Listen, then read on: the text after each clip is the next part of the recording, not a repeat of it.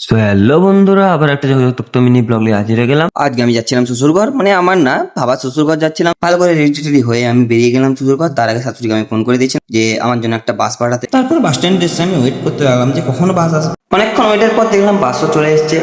তারপর শাশুড়ি সেই প্রাইভেট বাসে আমি চেপে পড়লাম। তো প্রাইভেট বাসে চেপে আমি শ্বশুর ঘর থেকে রওনা হয়ে গেলাম। আরে শাশুড়ি কি করলো? প্রাইভেট বাস বললো, এখানে দেখি তো একটা সিটও খালি নেই। এটা দেখে আমার মাথায় বিরাট রাগ উঠে গেল। তো তারপর আমি আবার শাশুড়িকে বললাম, শাশুড়ি এ কি করলে আমার সাথে? কি আর করবো, কোথাও সিট না পেলে তাই পেছনের সিটেই বসে পড়লাম। তো তারপর আমি মন খারাপ করে জানলার ধারে বসে কানে হেডফোন গুঁজে আমি গান শুনতে শুনতে চলে যাচ্ছিলাম। কি আর করার আছে। তারপর আমি ইতি না ভেবে আমি সেই বাস থেকে নেমে পড়লাম রাগের মাথায়। কি আর করবো, ওই বাসেতে একটাও খালিই ছিল না। Mi maç potetto onu basten dikti তো সেইখানে আমি নেমে গেছিলাম, নেমে গিয়ে ওয়েট করছি। অবশেষে অন্য বাসও পেয়ে গেলাম, কিন্তু এই বাসেও সেই একই অবস্থা।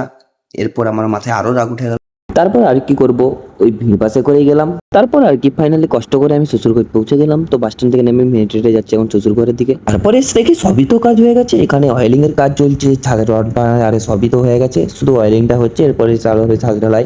তারপর মিস্ত্রিরা সবই আস্তে আস্তে রেডি করছে, সিমেন্ট বালি গিটি। আর অন্যদিকে চলছে আনাজ বানানো। অনেক লোক খাবে তো সেই জন্য অনেকজন মিলে আনাজ বানাচ্ছে। আর এদিকে চলছে রান্নার কাজ, অনেকজন খাবে সেই জন্য অনেকজন মিলে রান্নাও করছে। আর এদিকে ছাদে ব্রাহ্মণ মশাই বসে পড়েছে পুজোতে। তো ছাদ ঢালাইয়ের আগে যেমন পুজো করা হয় সেরকম পুজো হচ্ছে এখানে। পুজো শেষ করে ব্রাহ্মণ মশাই ছাদ ঢালাই শুভারম্ভ করে দিল।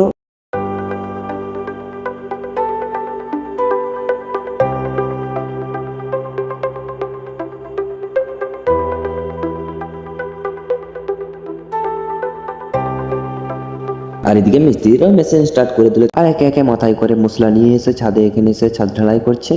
আর কিছু লোক ছাদে প্রাইভেটার বসে এখানে ছাদে ঢালাইটাকে মজবুত করছে। তারপর এরকম করেই কাজের প্রক্রিয়া চলতে চলতে কয়েক ঘন্টা পর দেখি ছাদ ঢালাই কমপ্লিট হয়ে গেছে। সো গাইস, ব্লগটা তোমার কেমন লাগলো? আশা করি ভালো লেগেছে। যদি ভালো লেগে থাকে একটা লাইক করে দাও আর সাবস্ক্রাইব করতে ভুলো না এরকম নতুন নতুন ভিডিও পাওয়ার জন্য।